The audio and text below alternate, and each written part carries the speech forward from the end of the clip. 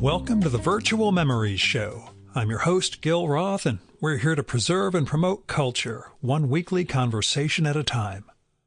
You can subscribe to the Virtual Memories Show through iTunes, Spotify, YouTube, Google Play, and a whole bunch of other venues. Just visit our sites, chimeraobscura.com/VM or vmspod.com to find more information. Well, that was quite a week. I don't even know where to start, and frankly, it is not in my best interest to talk about the election, so I'm just going to go do the thing that I am on this planet for, which is making conversation about culture and the arts in the hopes that it'll make some kind of difference in people's lives. Okay? So let's just dive into this week's show. My guest this time is Roland Allen, or Roly, as he calls himself, as I end up calling him by the end of the episode.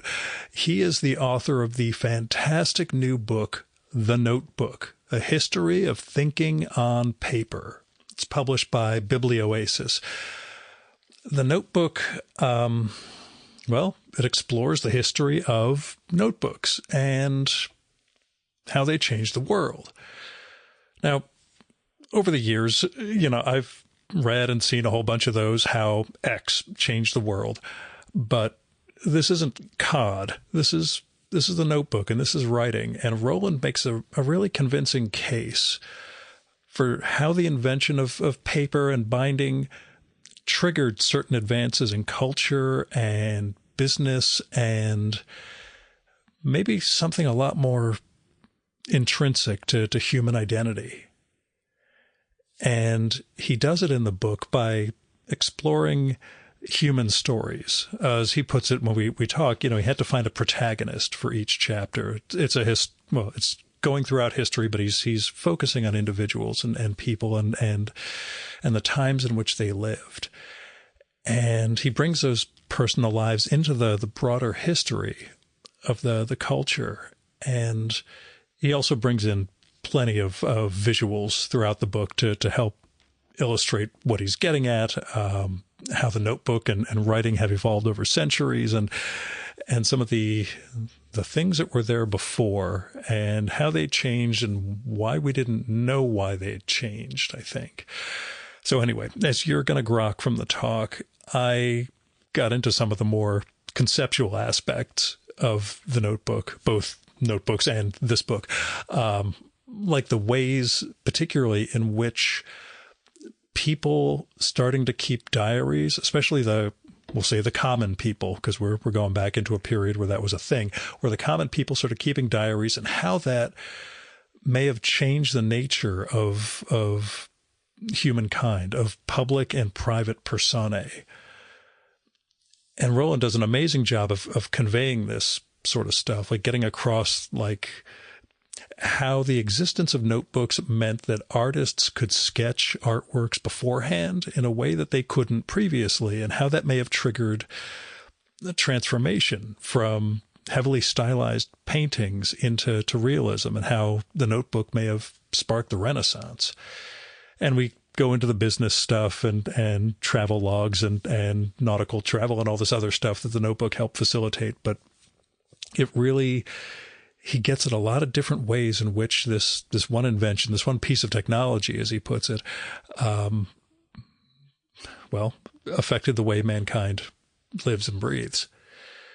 And Roland's writing is just perfect for this book. He brings some cheekiness and flair to it, but never distracting the reader from going deeper into these stories and the historical arc of how notebooks changed the world and changed us and are changing themselves in the digital era. He starts off with an anecdote about the whole Moleskine notebook phenomenon craze and his own experiences trying to develop knockoffs of it and selling against them and what they mean. It's a fun book is what I'm getting at. There's an underlying idea about the impact of notebooks, but there's a lot of fun in the specifics and the ways in which these things have played out throughout centuries. Anyway, I enjoyed the heck out of the Notebook, as I think you can tell. And between the book and my talk with Roly, it sort of got me reframing that daily journal I keep and some of my other writing practices / ideas and what needs to be analog versus what needs to be digital.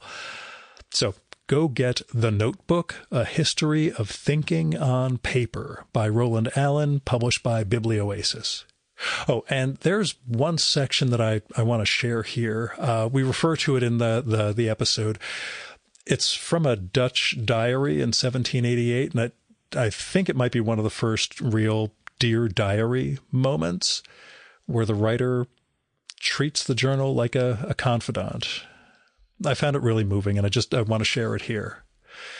The woman writes, "Oh, my paper, henceforth you shall be the only one to hear my ideas, my feelings, my cares and joys. Here I will be able to pour out my soul entirely. With others, even with my best friends, I want to learn how to hide things, or at least I no longer want to tell them about myself. You alone will be my confidant. When my heavy heart longs to unburden itself, you will not cruelly reject it. You will not misinterpret what I confide in you. When my pen is borne along by happiness, you will not have a morbid talent for snuffing it out in an instant. I will have you by my side always, to turn to when in need." Now here's Roland's bio from the book.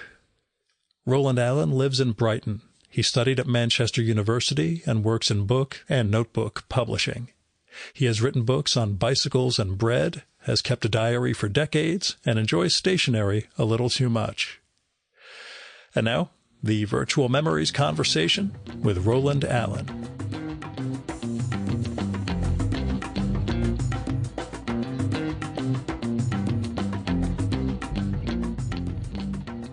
So I know you get into it in the book, but tell me where The Notebook began.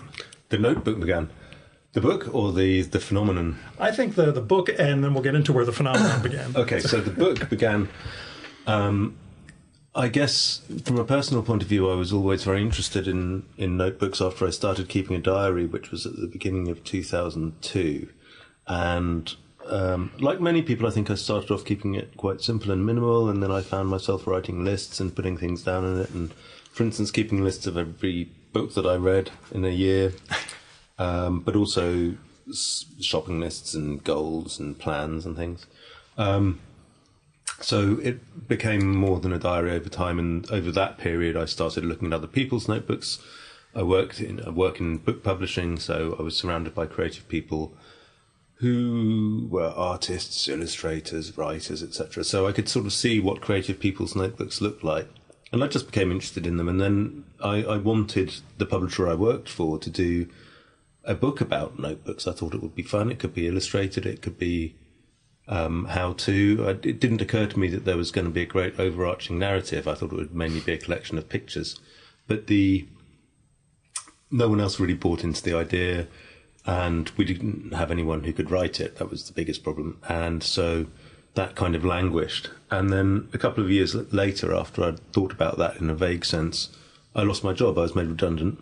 So I had a bit of time, a little bit of money, and the opportunity to look into it myself. And as soon as I started looking into it myself, I sort of was surprised by what I found in terms of how important notebooks had been in some corners of history.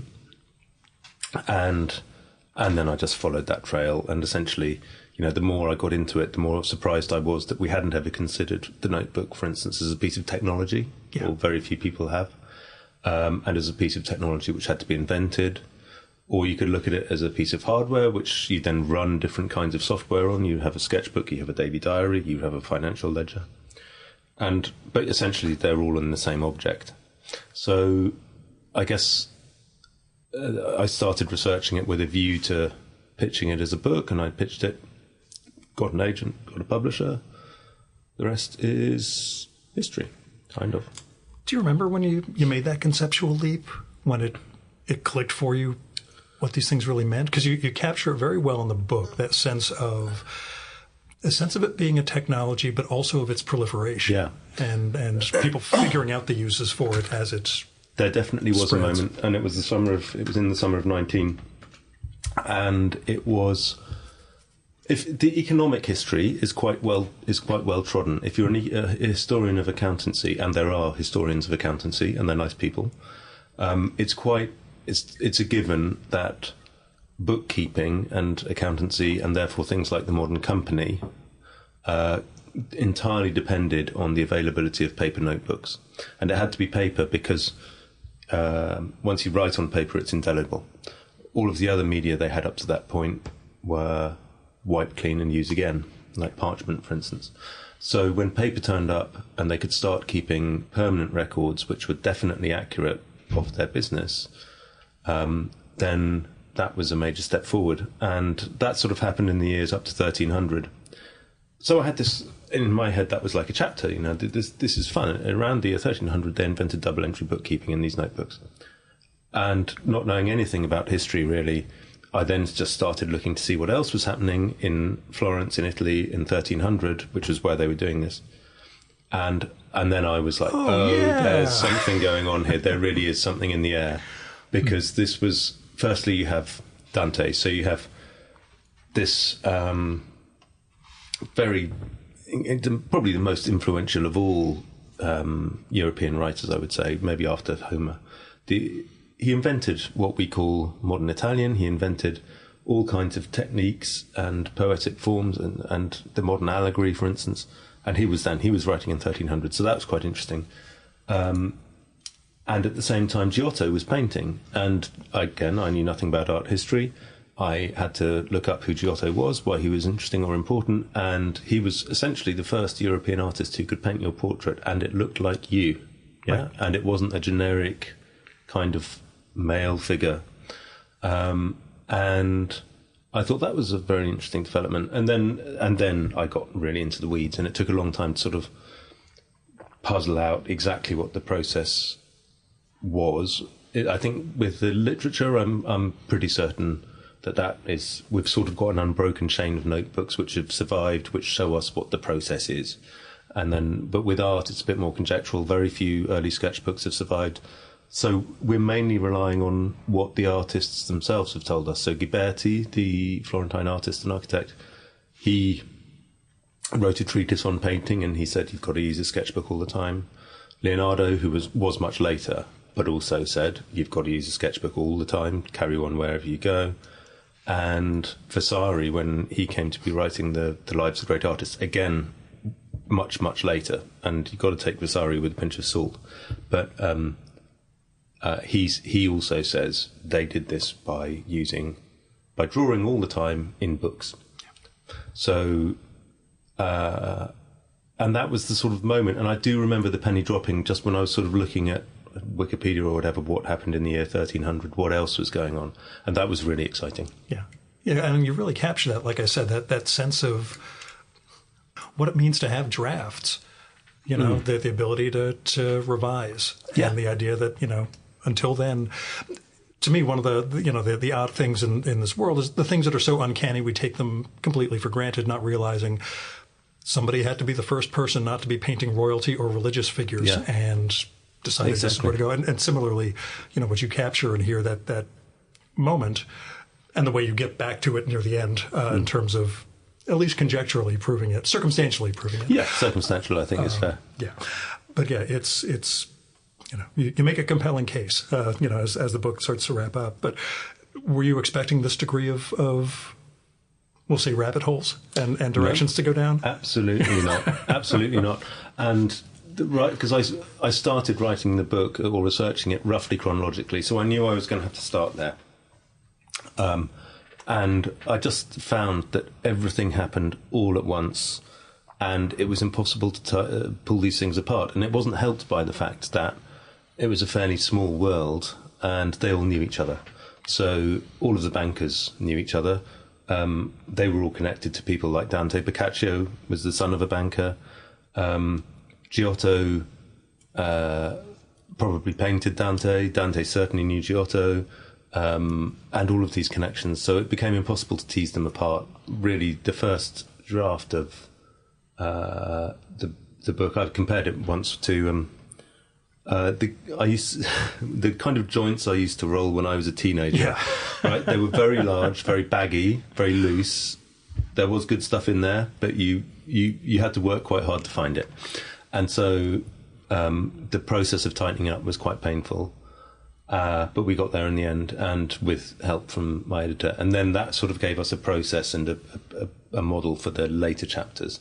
And after that, it was much simpler, because I wouldn't write a chapter unless I knew who my protagonist was. Mm-hmm. Which means that the book is fairly, it's a collection of standalone chapters, basically. Yeah. And that's the method. And it does seem to have, I think people seem to like it, and it's one way of dealing with this huge subject, because if I tried to do a comprehensive book of all the notebooks, it would have been 1 million pages long.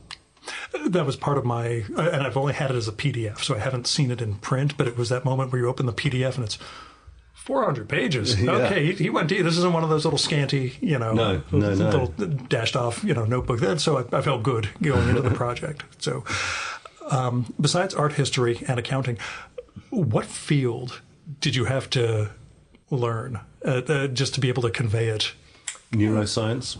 Yeah. I got my head around voxel-based morphometry and MRI scans. That was, I really enjoyed that. There's a lot, actually, of that which I wrote, which then got subsequently cut, because we had to cut, even at 400 pages, there's a lot of cutting. Yeah. I was surprised, for instance, to find that ship's logs took hundreds of years to arrive. Actually, they did not keep logs. Even the very well organised Venetian and the Italian trading fleets, the Venetian and Genoese trading fleets, they didn't keep ship's logs with a record of what they did and how far they went. And I think it's because they were sailing in a fairly unchallenging way, from sort of one stop on the coast to another stop on the coast. They were never out of sight of land for long. So that was a surprise. And then finding different kinds of notebooks which sailors had written was brilliant. Also a surprise that the daily diary, as we think of it, was a really late arrival. And I couldn't quite believe that. But that it is. And there was a historian of the diary. Interestingly, the historians of the diary tend to be French. Don't know why that is, but the early history of the diary is in fact English. And it seems to have been an English invention. And I found it very strange that people had notebooks for hundreds of years before anyone thought of writing a diary. You had that line of, why did it take ordinary people so long to write about their lives? Yeah. That sense of something we take for granted. Again, that was just hundreds of years of having this tool in front of you, but I would never do something like this. Never occurred to them. Yeah. Is there some change in the mass consciousness? I don't know. I'd be surprised. I couldn't find a single reason why. It put me in mind, and I know near the end of the book where you approach the philosophical understanding of notebooks and that sense of the extended self, that it does create a different persona when you're starting to write things down, when you're externalizing not the day-to-day world, but your own feelings within the world. It does seem to be, much as Harold Bloom, considers Shakespeare to be the inventor of modern consciousness, etc. That's his thing. What the notebook actually means, the diary, what it means in terms of the private self becoming private, I guess, or becoming a self, which I know gets beyond the you mentioned having more interest in the physicality and the technology aspects of it, but that struck me as one of the more interesting aspects of the book, that sense of the self becoming. And I'd love to interrogate Harold Bloom about that, but because it all happened around the same time. Yeah. And you have there's a great scene it is a great scene in Hamlet, and it doesn't get understood these days, and it rarely gets performed because the line gets cut because people don't know what it means. When Hamlet says, "I shall set this down in my tables." Yeah. And what he means is, I shall write it down in my notebook or in my diary. But because people don't understand today that that's what table means, they don't stage it with him showing a notebook. Yeah. So the line makes no sense. Yeah, but I think Hamlet is obviously the poster boy of the emerging self-consciousness. Is that right? So there might be something there. Yeah, that's I have to go back into Bloom's Invention of the Human after this and see if he actually cites that at any point, or if, again, you guys were making a observation about a line that previously had just zoomed over people's heads because table means one thing here and table book was something else back then. Also, I love the use of the term ego document, all one word. That to me is, that just captures everything I've been doing my entire life. Not my coinage, but really useful. Yeah, I mean, when I found that, I was like, great. These are all ego documents, and that makes... Yeah, could have been the subtitle of the book or the subtitle of my life. But yeah, the... riffing on that philosophical vibe, and we'll get back to the real aspects of the book, it struck me even... You go way back into the beginnings of writing when, in the Phaedrus dialogue by Plato, Socrates is complaining about writing because that's, basically offloading your memory and you're not retaining everything inside. And it was a complaint even back then. The irony being that Plato is writing all this as a dialogue and capturing everything so it proliferates in time and becomes a document. And that sense of what it meant, I guess, to capture a self, I think carries through every way we try to apply these technologies and understand ourselves better. But that's me getting all semi-philosophical and stuff. But besides that observation you had about the French being, the scholars of the diary being primarily French, what other European cultural, niches did you really discover? Things that wouldn't have originated in Italy do show up in the Netherlands, and what things do they say culturally without degenerating into stereotyping? But, the nice one, which you can't say anything nasty about, is the Album Amicorum, which is this very formal kind of Dutch friendship book, and like I really fell in love with the Florentines of the 1300s, and then later on the Dutch of the 1600s. Because their notebooks showed so much about this kind of creativity, this sociability. They are all the time looking to better themselves in different ways. And morally, they're very morally self-conscious, and they want to live a worthy life, but also they want to financially better themselves. They really do. They want to get on in life. And the Album Amicorum, the friendship book, was one way of doing this. You would, whenever you met someone interesting or of a slightly higher status than yourself, you would put your album in front of them. They look like they're horizontal in format, like that. Yeah. And they look like modern autograph books. And the person you gave it to would leave a little message. They would take a page, they would leave a little motto. It might be a biblical quote very often. And as a token of friendship, they would sign their name, maybe draw a picture, and give you it back, and then you might exchange and do it the other way around. So you have this record of all of the friendships and acquaintanceships that you have. And you do it if you're a student in particular, and you're travelling from university to university and meeting different professors. But also you can do it back home when you're just hanging out with the most distinguished people in Amsterdam or Leuven or Delft or wherever you are. And so they become they're a bit like a cross between Facebook and LinkedIn, because people are doing it because they're socially climbing, like in LinkedIn, but also they are like a network, right? And, it is a network, and they are a token. They are a genuine token of friendship too.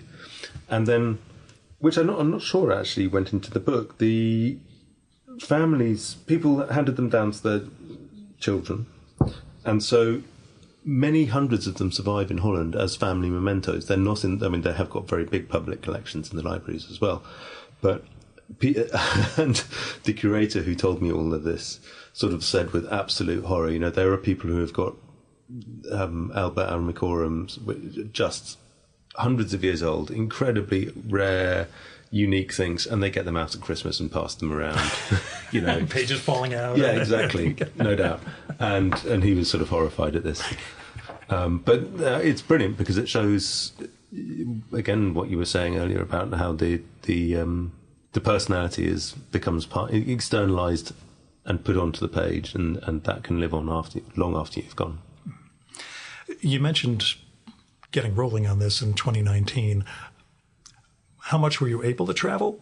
Did this largely happen during the 2021 space where we weren't going around so much? It was. I was working on this proposal and trying to get the first chapters in some kind of shape for the second half of 2019, I want to say.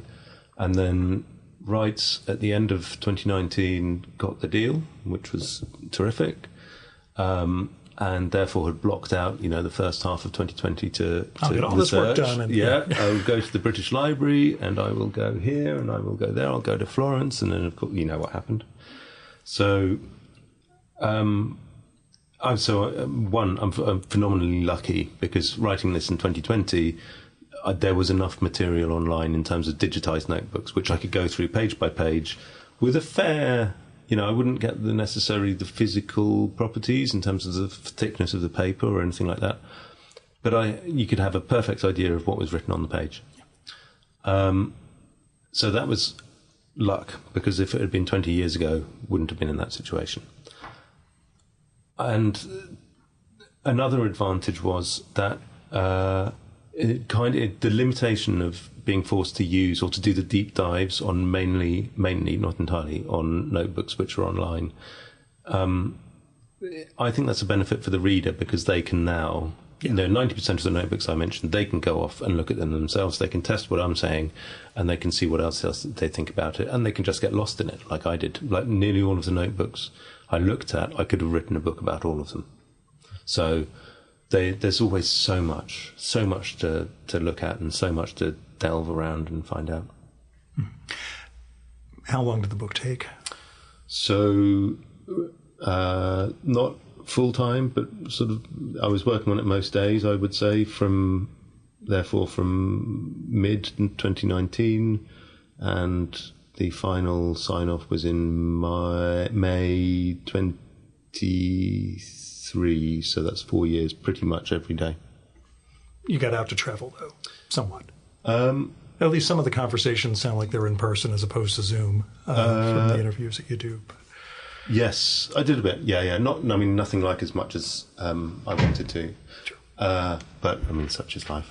And also the other thing is, by the time I didn't have a huge advance, and sure. There was the am I really going to spend? I'm telling you, history of the notebook. It's going to be a huge. 10% of my advance on one trip, which. I understand. Yeah. That's why I tie all these things into my business travel. That's I'm going to be in San Diego. I better go up to LA and record a few. And that's leveraging. That's my whole shebang. But do you draw? I have done, actually. Yeah, funnily enough. And it's quite interesting because I started drawing as an adult because I was publishing how to draw books, and I was making several of these books a year, and they were selling very well. I thought there's clearly something in it, so I just picked them up and started relearning how to draw again from them, and did it recreationally for a few years. Funnily enough, as soon as I started writing this, I stopped. So my sketchbooks stopped dead in mid-19. I have a theory that most people are either visual or verbal in terms of not rigidly, but in terms of the media they like to consume or how they like to create. And I'm definitely a verbal person. So when I had a creative super verbal project. Yeah, exactly. When I had something which demanded all of my creativity, then the drawing went out the window. Understood. Going to get back to it?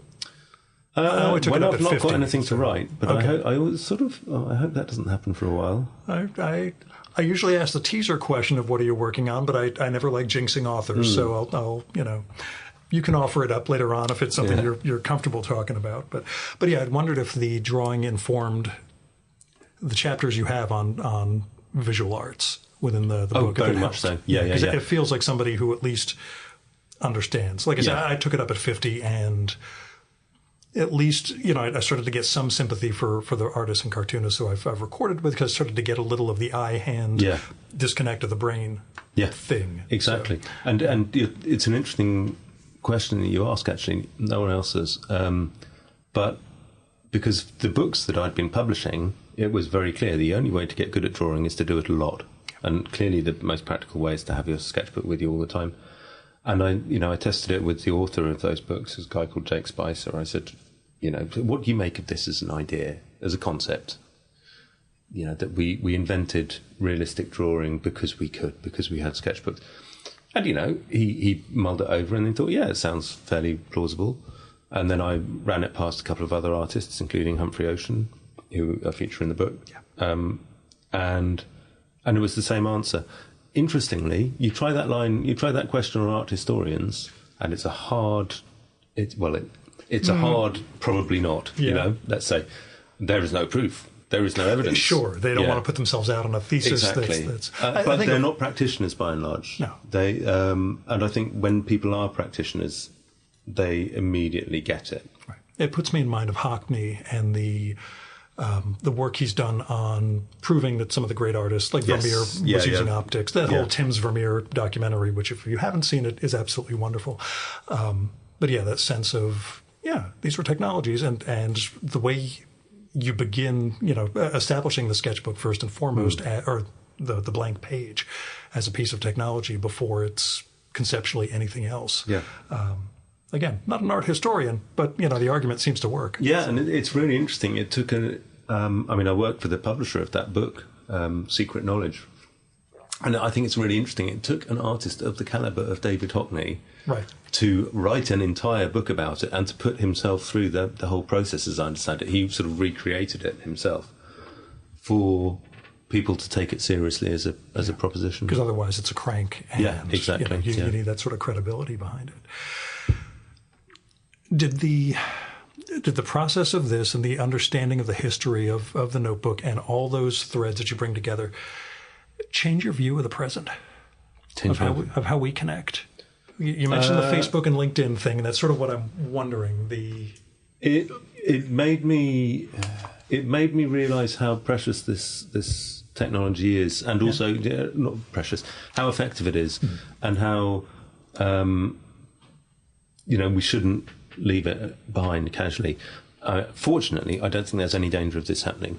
Whenever, I meet people like you who have paper notebooks all the time, and I think what you often see with iPads in particular, when they came out, there was this wave of people. I kept on bumping into people, particularly around the office, who were taking notes on their iPad, and they had their stylus.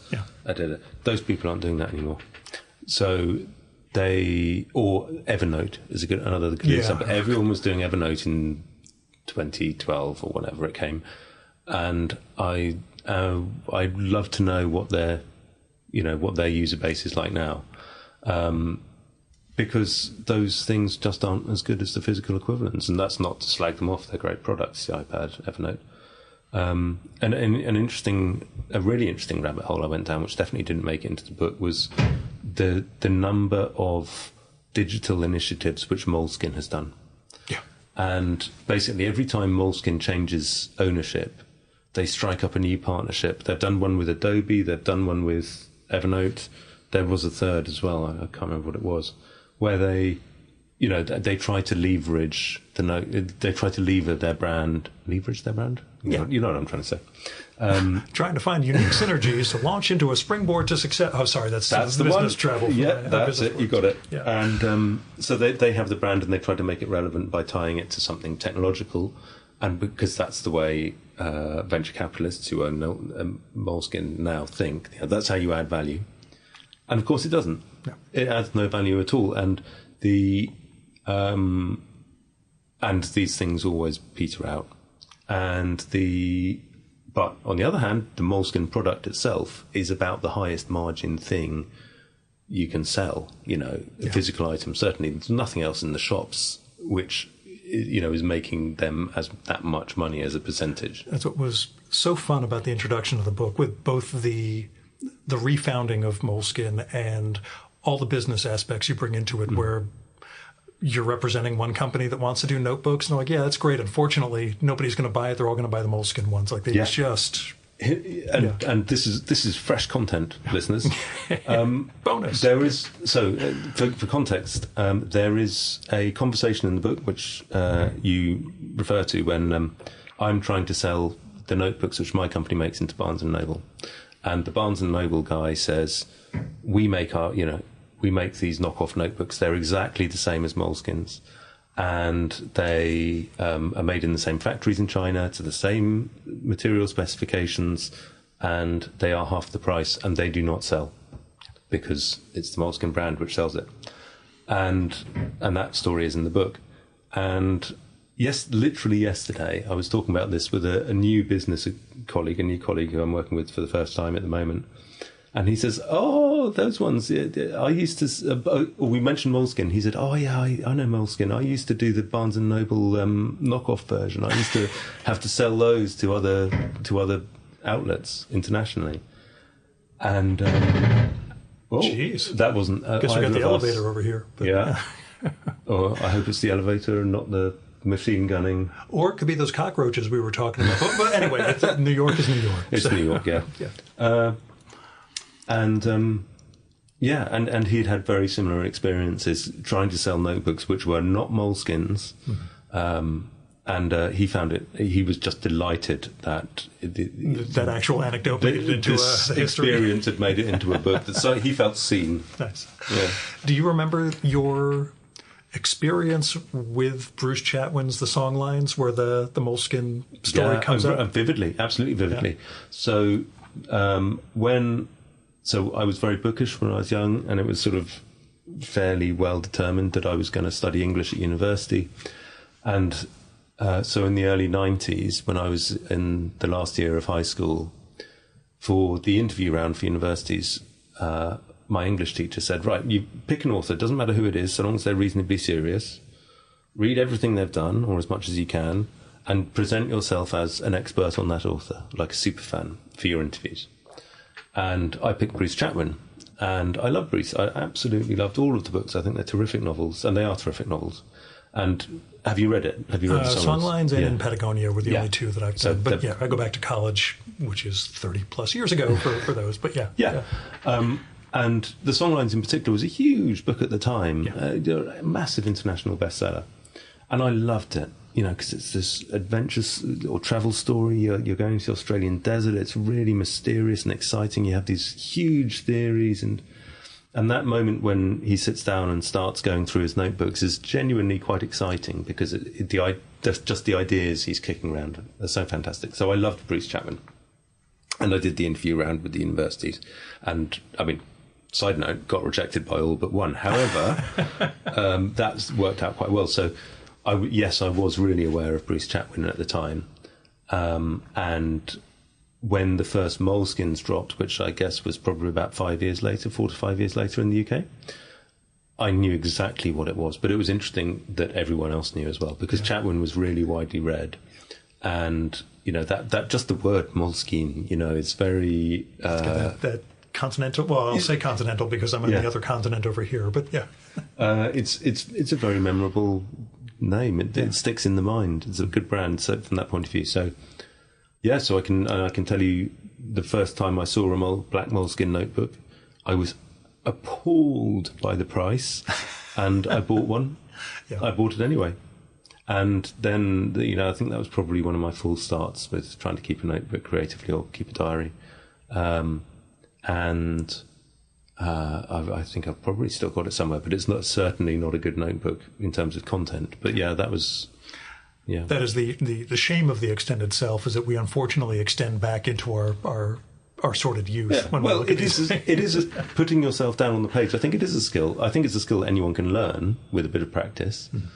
But you definitely, my diaries have definitely got better and more interesting, and over the years, I think, and more satisfying to write. Along those same lines, you do have the anecdote of I think it's Joan Didion's estate that's during the auctions for that. People were literally buying the unopened, still shrink-wrapped moleskins from her estate that they hadn't, just things she had piled up and had never actually touched. But nonetheless, people were spending hundreds of dollars to get a couple of... Joan Didion owned these moleskins, never wrote in them, but that totemic significance of this stuff is important. Yeah, it's really funny. A side note, I did an interview with Ryan Halliday, you know him, the Stoicism writer. And he, it turns out, actually bought something. He didn't buy moleskins. What did he buy at that auction? He bought something quite big. It was like Joan Didion's chair. Yeah, the same thing when Philip Roth's estate went up. I had I can't. There are things my wife would forgive me for and other stuff, but I just can't do. I will say, and this will be Gil veers into mortality territory, I did have the Chatwin-esque moment. Had a leukemia diagnosis a couple of years ago. Yeah. Dormant, non-aggressive, everything's fine, so don't worry. But I had ordered the notepads that I used, not those ones that I showed you, the Japanese ones, but before that, Calipino had these graph notepads on this wonderful cardboard stock. I had ordered maybe 2 years worth of them from Paris about a month before I was told, hey, Gil, you need to go see this oncologist. And I just had this I'm going to end up like Bruce Chatwin. I'm going to be piling up these notebooks. I'm going to die. Turns out, everything turned out fine. And I outran the notebooks. They stopped making them before I stopped ticking. So I ended up using these new ones from Japan, one of which I had bought while on a trip in 2020, discovered, well, this will be a good replacement. Let me order 50 of these. And I continue rolling along with that stuff. But yes, I had that moment of, there were numerous ironies tied to this diagnosis, and one of them was going out like Bruce Chatwin, piled up with a bunch of empty notebooks. Yeah, all things considered, there are worse ways around this. I will say the other great history of the podcast notepad thing is just a few blocks from here. The great cartoonist Sam Gross, who died a few years ago, we recorded about 10 years back. Sam had been cartooning and selling cartoons since a little after World War II. And in his studio, he showed me the ledgers, which were just paper notebooks of every single gag he did with a number attached to it and every sale that was going on. And I had this I'd love to have seen those. It was astonishing. I had this moment of, we could never mind. This is where, at that point, it was 60 plus years he'd been working this way. I'm like, I'm not taking an 85-year-old guy's stuff. And no, let me just take this, Sam. We'll convert all this. It's worked for you this long. You just keep going. So never found out what happened to it after he died. But I'm figuring that's hopefully it's in some collection. Yeah, it'll be in a collection or other cartoonists library somewhere. Yeah. Just love knowing that somebody was keeping track manually in notebooks all those decades. Edward Hopper did exactly the same thing. Yeah. So you mentioned he. I think I probably found it Googling for sketchbooks, but they're not sketchbooks. Once he finished the painting, he would make a pencil sketch of it in a normal exercise book with just no colour, and he'd sort of key out with a dash or an arrow, sort of this bit is ochre, this bit is green, this bit is umber, to describe the painting and its size and so on and what it was about. And then he would have where it was sold to and for how much. Yeah. So that was his painter's professional record keeping, if you like. That was his bookkeeping. Yeah, I thought it was so interesting that it was an after sketch as opposed to a preparation of some kind. I was fascinated. And you really often see them online as the pictures as his sketchbooks, and you look at them and you think, no, they're definitely not. They're a different thing. Nice. One of the things that again, when we talk about the modern world and the digital vibe to everything, I'll say the tension between this sort of writing as play, as exploration of the self, versus life hack, optimization, how do I get the most and best practices of, the super successful. You don't derogate that stuff particularly in the book. I mean, you bring it in as, this is part of how things develop. Well, I do it, Yeah, so, but in a different sort of way. I mean, it doesn't seem... You do it, but not in a, this is how I'm I don't have a hacking 24 hours in a day. No, exactly, yeah. But yeah, that sense of however we get people to write is good versus the, it'd be kind of nice if it wasn't business practice. Well, I don't like to judge, I mean, it was unfair of me to bring up. But I mean, I will say, I think they've got more in common with each other than you think. I think the main function of writing a notebook or writing anything down or drawing anything is that you can then, when it's out of your head, A, you don't forget it, and B, you can manipulate it, you can play with it, change it. But in fact, the first function is way more important. You don't forget it. So that line you draw captures the line you see there. If you were to get up and walk out the room, you might see it in your mind's eye, but you would never be able to recreate it. And I think that initial, it's just a bit of memory is really important, because that's really fundamentally the whole superpower of a notebook is its memory, which never forgets. I do keep, in addition to the journals, I just have a stack of not Post-its, like no adhesive, but just note paper. Little slips, for the little things. It's just let me dash off a line here. I'll write this into something more significant later, but never do. But at least those are stacking up on the other side. I also write a postcard a day, and that's part of my weird habits I picked up in the last few years. That's quite interesting. Yeah, it really... And you send them to people? Yeah, just send a different person random. I'll get your mailing address after this, and you may become an unfortunate recipient. But yeah, it's just That's interesting. In that case, there's the two-person connection where you realize somebody actually thought enough about you to write something, put a stamp on it, and actually send it out. Which, again, in this world, as I've said on the show before, the thing that irritates me the most is when someone emails me to let me know they got the postcard. It's really just one of those, you could write something. Whatever, okay, you don't have any stamps. I understand. That's where things go. But one of the other questions I had, just in terms of making the book, the sense of looking forensically at these things, did you have that eye before this, or was this sort of your first, I need to understand not just what I'm looking at, but really drill down into it. Yeah, I wouldn't say forensically, but when I was an English student, what I really loved doing was that really super close reading. And practical criticism, we called it, when you just take a line of poetry or whatever and you really take it apart and work out the nuts and bolts of it. That interests me quite a lot. And there are odd things. There are definitely things that you often see in diaries which historians or academics have missed. An example I was thinking of earlier today was the diaries of Charles Darwin's wife, Emma. Survive. All of her papers survive alongside all of his. And they're of no particular interest scientifically. Biographically, they're very useful if you're writing a biography of Charles Darwin. They have been scanned and are online, I think. And I was going through them quite idly, not finding anything at all. And then I realised that there was a little cross in the corner of the day. And then 28 days later, there'd be another one. And she's using it as a period tracker. And and suddenly it's come to life, or she's come to life. Yeah. Because this is what, it's important concern of hers. It is of no biographical relevance, but it's certainly relevant to the notebook, how she related to her notebook. And then there's a really nice moment as well when her daughter turns about 13-ish, something like that.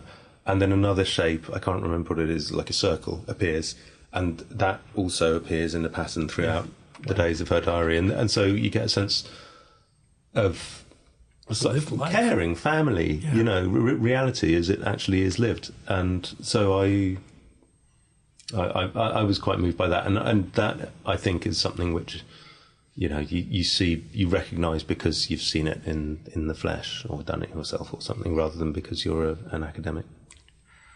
Any plans for your own diaries after your yeah, definitely. So I'm very conscious of several things. I mean, firstly, that any diary gains interest with age, right? And it's an entirely linear scale. Yeah, so a diary that's 200 years old is, to my mind, twice as interesting as one that's 100 years old, 200 times more interesting than last year's diary. Yeah. Therefore, they are just going to increase in value in terms of or interest, And in 200 years' time, if assuming someone is looking at history, they will find something interesting in my diary, and it will not be probably what we expect it to be. Yeah. In fact, it certainly won't be. So I don't want them to go away. I would feel very uncomfortable at the thought of them being chucked in the bin. That's one thing. The other thing is that, this whole shebang started because I found my grandfather's diaries and got really into them and penetrated his handwriting, which was awful. That's what I figure. My stuff, it doesn't matter if I destroy it or not. No one's going to be able to read it. But anyway. Go. Well, it's funny. You can train yourself on people a difficult handwriting. So it becomes sort of second nature. And I mean, the idea that they might have gone in the bin in 1980 or 81 when he died is heartbreaking, So, so fine. So my descendants are going to be interested, and also they're going to gain in some value over the years. So definitely I'm going to make sure that my descendants have access to them, so that however many generations are interested can do it. And then there's going to be a note saying, if you're bored of these, that's fine. Here's the archive, send them off. And there will be, and there are, and this is interesting, this is a recent development, these archives which have started popping around, up around the place, and they will just accept any diary. You mentioned that. I think the first one was 1984 or so, and then a few more have proliferated. And now, and no doubt that they will proliferate further. And these have turned into amazing resources. So the one in Italy, I think that was the first. I think that was the one that opened in 84. And that's now become a major resource for historians, because they go down there. So if something happens on a given day, they just look at people's diaries for the following day when they hear about it, just to see what the reaction was to such and such an event. And that's happening in Holland and in London, in the UK, and there are a couple of others I came across as well, in France.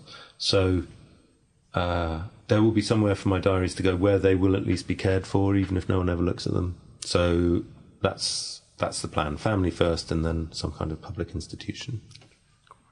It's been a year of weird resonances for me with mainly with pod reading, but also the few extracurricular things I've taken up. And one of them was finally reading Knausgaard's My Struggle this year.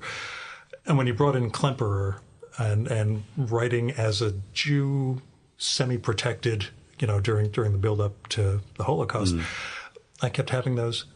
I am pretty sure I read this in book 6 of My Struggle, but I'm not 100%. I had to go searching through there and realize that that same sense of creating a self and of trying to track history while also conveying who one is as a human being and retaining that.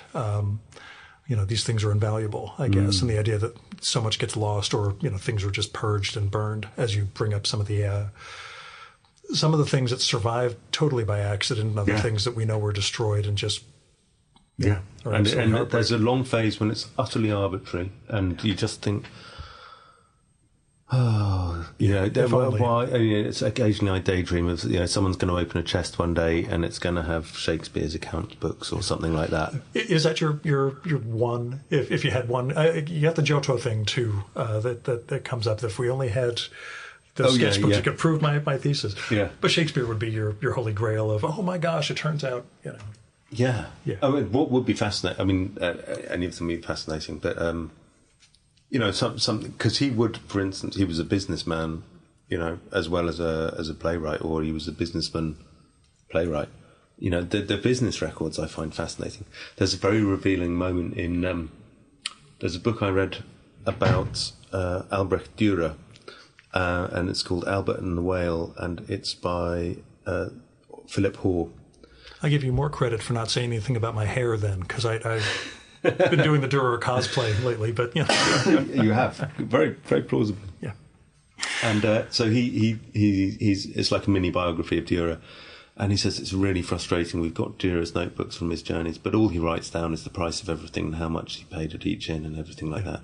And to you, then, as the story continues, at every opportunity he says Dürer went to such and such a place and he spent 6 pence on beer, and you think, well. You complain about that being the thing, and then actually that's the kind of detail that brings him to life. Yeah, you can construct a whole, extracurricular self. That's a way more interesting thing than, Dürer got to Basel and he sat down and he thought about the nature of perspective. Really, you're not going to find anyone's notebook which does that. But the whole, he spent 6 pence on beer is fun, and it does bring him to life. And as far as your practices, you mentioned that you're better at diary keeping. What characterizes that? Or how do you describe being better? I think that it's what it is. It's funny enough, it's switching off the filter. It's switching off the this isn't interesting filter.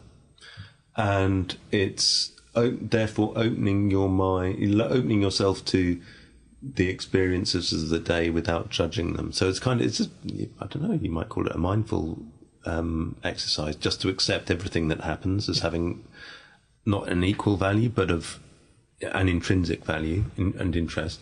And then when you start writing them down, then you start trying to phrase it interestingly. You start trying to write in a way which actually captures the moment of, here we are, we're in this we'll say dingy cubicle. A dingy it's not, or office. We're a long way from daylight, yes.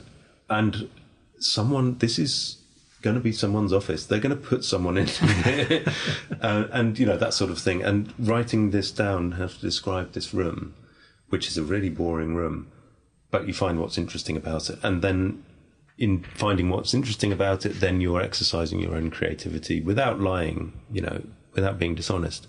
But you're finding a new way to relate your own experience or to preserve your own experience. So that I think is getting better at diarising. End of day or beginning of the next day? About every 3 days. Okay. I catch up. I'd love to do it every day, but are you a morning writer or before bed when you finally? Funny enough, it normally is when I can steal some time. Okay. There isn't a regular time. I view it. I lead an incredibly boring and routinized life, so everything is first thing in the morning for me. But I get that normal people actually go places and do things. So I've never been a strong routine person. I think the one, my wife and I, we have a cup of decaf coffee lasting a night, and that's about the only fixed point in the entire day. Okay. I view it as it's analogous to having a shower, and because once you've written your diary, you do feel, for me anyway, clean, lighter, better, fresher. You feel awake, in that I've emptied my head kind of way, and so it's like taking a shower, and as much as you can easily skip a day and it's fine, you can go 2 days and probably start to feel like you'll notice, but 3 days is really not good. So, so normally it's three or four times a week I'll write myself up. Gotcha. With pandemia and everything else, I only started, apparently July 10th, 2019 is when the first series of those Calipino notebooks started for me, when I took this up seriously as a daily thing. Yeah. But I try to, if I don't at least make the effort to do something on a regular schedule, it just gets completely off. So last week I had to miss because I took a red-eye flight from San Diego back to New Jersey so I could go to a trade show the next day, and thought, I'll get to that at some point. I'll remember this stuff on Friday morning. I'll finally sit down and get some writing in. But it's again, as long as you approach it in some way, shape, or form, I figure it's good. It's a lot better than typing away or posting things on Facebook for other people. I will say the most emotional moment in the book, and I actually took a screenshot of the PDF and posted, which people plotzed over, was the inscription that a Dutch woman put into her diary. It's the first example we have of someone who actually says "Dear Diary," who talks to the diary as they would to a friend. And and that whole sense that it is the person, whatever it is, the person that she can confide in outside of a social world, that this is the one person who might understand her. I thought that is somebody had to have that sentiment and that thought for the first time. I'm sure other people have had this, but putting it into words and getting it preserved all these hundreds of years is something. But so what are you working on? If you're comfortable talking about it. I won't tell you what it is. in vain terms. I am working on another book which is also about paper culture, and which is it's not quite the same as the Notebook, in as much as I'm kind of retelling a story that's already been told, I think. So the structure or the thread of the story won't necessarily surprise anyone, but my challenge is to find new stories around it, new details, new aspects, new sides to it. And what's interesting from the Notebook point of view is that in the course of writing the Notebook, I came across so many different ways, particularly the chapter about writers' notebooks, came across so many different ways to use a notebook to improve your own writing practice. And so by the end of writing the book, I had all of these ideas for how to notebook my next book better. So now I've got one notebook which is just for big ideas and schemes and a big plan and the overriding narrative, and then I've got another notebook for each chapter. In fact, some of those are now 2 or 3 notebooks for each chapter within it, so that's a stack of notebooks in its own right. And my notes are really well organised now. So with the Notebook, funnily enough, my early notes were very disorganised, and I couldn't, because they were just one after the other. And now they're sorted, they're arranged by chapter. They're slightly indexed, that sort of thing. So I've become a much less freewheeling notebooker, but a much more effective one. The more like Newton's stepfather with the big one with all those headers and keywords. Yeah, it is. The organising principle is similar. Yeah, that's what it sounded like. He ran out of steam, and I have not run out of steam. Yeah. I also found the Newton section interesting in the notion of, as you mentioned, when things are on paper, they're real. And you go into Newton changing things up and rejiggering pages and making things look like he was, no, I was the calculus guy, not Leibniz. Exactly. And this is why you can't fall in love with his notebooks in the same way. Like Leonardo, when you study his notebooks, actually, he was clearly a great guy. He was clearly actually fun and lively and perceptive. I kid myself, I would love to have hung out with Leo. He would have been great. Darwin, ditto. You look at Darwin's notebooks and you think this is a really nice, well balanced, thoughtful, considering guy. And he's sort of fallen in love with them. Isaac Newton, not so much. You can pretty much tell that he's an argumentative, miserable, guilt-ridden, whatever he was. We'll say genius and just put it on the side. So the big question, we only have a few minutes for your meeting, and I know you keep a list of it, which is what I was going to ask. I keep mine digitally, but what are you reading? What am I reading? Yeah. Oh, Lord. Yeah. Well, at the moment, I know you can consult. I'll tell you what. Here's another writing story. So the moment the notebook structurally started to make sense as we were writing, or as I was writing, it was when my editor said, look at Simon Garfield. Simon Garfield is an author who my editor has also worked with, he wrote that terrific book about fonts, just my type, and another book about maps and atlases and globes. And he said, just look at that for a model. Tell me what you think. And it's all stories. Like each chapter is a story. They're self-contained. They refer back and forwards, and you pull out threads through the course of them. But each chapter is a self-contained story, mostly with one protagonist.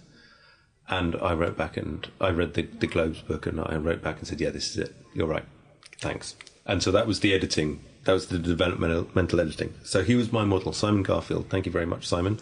Was my model for this book, or that book. And now the one I'm writing at the moment, it isn't going to work quite as anecdotally. It's going to have to be a longer narrative which has a thread going through it, sure, etc. But I want something which is light and playful and which people will really enjoy reading as well as learn things from. And I'm looking quite hard at Bill Bryson at the moment, who's probably not as well known now as he was 20 years ago, but he's a terrific communicator of big ideas in an incredibly playful, joyful, occasionally laugh out loud, funny way. And I'm not going to write a book like Bill Bryson, but I am reading him to see how he does it. But at least to aspire the tone. I want to spot his tricks, and see what I can lift in terms of technique. So I'm reading Bill Bryson at the moment.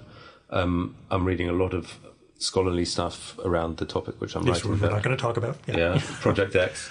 And apart from that, I have recently completed Ghost and Notebook. There you go. Patrick Radden Keefe's Say Nothing, which is an exceptional book. And he can write like no one else. I mean, I devoured that. That was a holiday read. I read that in about a day, and that was interesting. And this is interesting as a reference point because I'm a British person. I grew up in London in the 80s. I was in Manchester in the 90s. I was, thank God, never caught up in an IRA bomb, but I was definitely one remove from being caught up in an IRA bomb. It was part of our life, the struggle with the IRA, or their struggle. But as a Brit, as they say, as an English person, we had a really limited idea of what was going on inside their heads. Like, we knew what they did, we knew what they said they wanted, but we didn't really understand why, the motivation. And that book, Say Nothing, is like reading it and thinking, oh my God, there's this whole history which I lived through, and I was present for that history. And I did not understand half of it at all. It's the other side of the sun. Yeah, and it takes you inside the minds of these Irish Republicans, and it tells you it's a very partial story. I mean, there's a whole swathe of the story he doesn't tell at all, like the London bomb campaigns, you know. But you get inside the heads, you understand something of what it would have been like to have been them and why they did that. And then, of course, you can reconcile yourself to it because you understand it. And that's, thank God, that's the story which we've seen in Ireland. And, you know, ultimately it's going to have to be, one hopes, happening elsewhere in the world, as everyone knows. But it's hard to see it happening at the moment. But that's the only possible future, unless it's for more and more violence. Yeah. So seeing other people as human is I was essential. In Belfast 2007 on a business trip, and it was the ugly American. My mom's British, but ugly American just walking around on a Sunday afternoon after I got in, seeing some of the murals on the buildings, thinking, I'm just going to head back to the hotel. Yeah. I'm convinced I'm going to walk into the wrong neighborhood, or someone, as I discovered, Israeli flags on one side, Palestinian ones on the other in Belfast. I'm like, oh, that's in Lisbon. I wasn't aware of that. Oh, yeah, because because one side was supporting and the other was helping bomb. And there was just a whole sense of, I'm going to say the wrong thing to the wrong person. I'm getting back. And I know at that point things were stable and quiet, but it was still just a world I don't want to make a wrong step in, frankly. No. It's a fascinating world. It's very interesting what you say. There's one of the parts of the notebook book which matters the most to me is the chapter on the people who, during the Second World War, Jewish people in Europe who were keeping diaries, as more or less knowing that they were doomed, or certainly suspecting strongly that they were doomed, and that they were sort of tested. It was their testimony. And I found this unbelievably moving when I found out about it. The fact that they've been burying diaries under the part of Auschwitz called Canada, where they sorted out the possessions of the dead people. They'd just been burying them literally in tins, hoping that in years to come someone would be discovering it. And they were digging them out of the ground until the 80s, these diaries. And one of the stories I heard was, I found it on the blog of an Israeli woman. And it was just like her blog of life in a country house somewhere in rural Israel. And it told this whole story of one of the diaries, and it related to other sources, so I didn't quote from the blog or anything like that. I could find other sources about this thing, and it did go into the book. And then halfway through, she just breaks off on her blog post on this rant about the animals over the border. And she's talking about animals, people as animals, and this is obviously before current events. And it was such a 180 for me, because I was reading it going, this is this really powerful human story. We're all coming together. Exactly. And history repeats. And then a real jaw-dropping moment. So human nature doesn't change, unfortunately. But, okay, so that was digression. So, I love Patrick Radden Keefe. Try and interview him. I would definitely tune in for that. There's a little bit of F. Scott Fitzgerald, Robert Caro. The main thing I read this year was The Power Broker. We just watched Turn Every Page, the documentary with him and Robert Gottlieb. If you haven't seen it yet. I have seen it. Oh, good. Because when you were describing Emma and the crosses, all I could think of was, you turn every page. You look and try to figure out, and that's what I was asking in terms of that forensic seeing. What you try and recreate. And I did try and make a point of, when I was looking at these scan notebooks online, I would go through to the end, and there is actually often, I wouldn't dignify it with forensic, but when the handwriting changes, why does the handwriting change? Why is someone carrying on the same project? It can be from morning to morning. It's I can't even see the page anymore. But I will say, as far as Caro goes, it does tie into my missed opportunity on the drive here.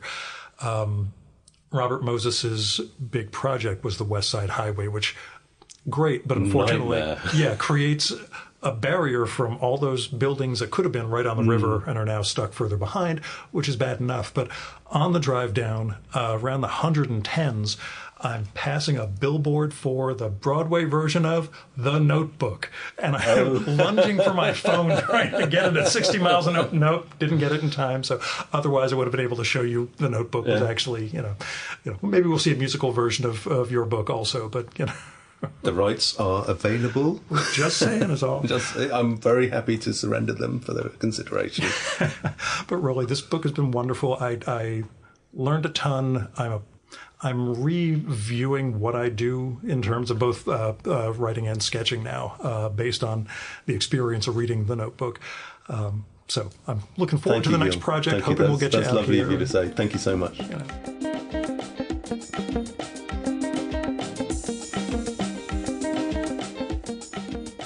And that was Roland Allen. Go get his new book, The Notebook, A History of Thinking on Paper. It's published by Biblioasis. As you can tell, I enjoyed the heck out of it, and it really did get me thinking about the nature of writing and art and the self and how we construct and convey and protect our identities, all while getting into the history and impact of something we take for granted. It really got me looking at that in a lot of different ways. Anyway, you should check out Roland's site, roland-allen.com. That's ROLAND-ALLEN. That's got more about the Notebook and Roland's other work. I couldn't find Roland on social media except for a not very active Blue Sky account, which is Zibaldoni, which is another Notebook reference. But I'll put a link to his site in the show and episode notes for this one. Now you can support the Virtual Memories show by telling other people about it. Let them know there's this podcast comes out every week with fascinating conversations with interesting culture-making figures. You can also help out the show by telling me what you like and don't like about it, or who you'd like to hear me record with, or what movie or TV show or book or piece of music, theater, art exhibition, comic, stationery, notebook, whatever you think I should check out and turn listeners on to. And you can do that by sending me an email, by sending me a postcard or a letter. I put my mailing address at the bottom of the newsletter that I send out twice a week. That's at buttondown.email/VMSpod. You should subscribe to it. You can also reach out by leaving me a message on my Google Voice number. And that's 973-869-9659. That goes directly to voicemail, so you won't have to worry about getting stuck in an awkward conversation with me. Messages can be up to 3 minutes long, so you go longer than that, it'll cut you off. Just call back and leave another message. And let me know if it'd be okay to include your message in an upcoming episode of the show. You might have something interesting to share with listeners, but I'd never run something like that without the speaker's permission. Now, if you got money to spare, don't give it to me. Give it to people and to institutions in need. With people, you can go through like GoFundMe, Patreon, Kickstarter, Crowdfunder, Indiegogo, all those crowdfunding platforms where you'll find people who need help making rent, making medical bills, veterinary bills, car payments, getting an artistic project going, or something else where just a couple of dollars from you might make a real difference in their lives. And when it comes to institutions, I give to my local food bank and World Central Kitchen every month. I make I made election contributions for whatever good that was. But there are other things you can donate to help make a difference. Poor People's Campaign, Freedom Funds, there's election funds. There are a bunch of different things you can do to try to help make a difference in this world. So I hope you will. Our music for this episode is Fella by Hal Mayforth, used with permission from the artist. You should visit my archives to check out my episode with Hal from the summer of 2018 and learn more about his art and painting. And you can listen to his music at soundcloud.com/Mayforth. And that's MAY4TH. And that's it for this week's episode of the Virtual Memories Show. Thanks so much for listening. We'll be back next week with another great conversation. You can subscribe to the Virtual Memories Show and download past episodes at the iTunes Store. You can also find all our episodes and get on our email list at either of our websites, vmspod.com or chimeraobscura.com/VM. You can also follow the Virtual Memories Show on Twitter and Instagram at VMSpod, at virtualmemoriespodcast.tumblr.com, and on YouTube, Spotify, and TuneIn.com by searching for Virtual Memories Show. And if you like this podcast, please tell your pals, talk it up on social media, and go to iTunes, look up the Virtual Memories Show, and leave a rating and maybe a review for us. It all goes to helping us build a bigger audience. Now, you've been listening to the Virtual Memories Show. I'm your host, Gil Roth. Keep reading, keep making art, and keep the conversation going.